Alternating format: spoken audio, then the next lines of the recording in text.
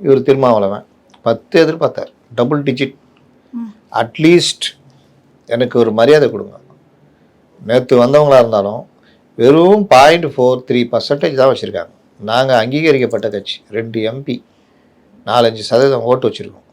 அவங்களுக்கு என்னை விட ஜாஸ்தி கொடுத்தீங்கன்னா எனக்கு என்ன மரியாதை இருக்குது அப்படின்னு.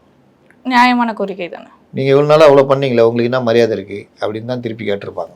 அப்போ இவர் அந்த புலம்புறாரு. இப்போ அவருக்கு என்ன பிரச்சனைனா, நம்மளோட பிரேமலதா ஒரு சீட்டு ஜாஸ்தி போனோம்னா சிக்கல், மரியாதை போயிடும்.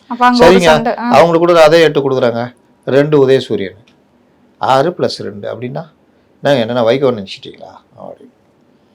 இந்த பொழப்புக்கு அழகாக தாவேகா கூட போயிருக்கலாம்.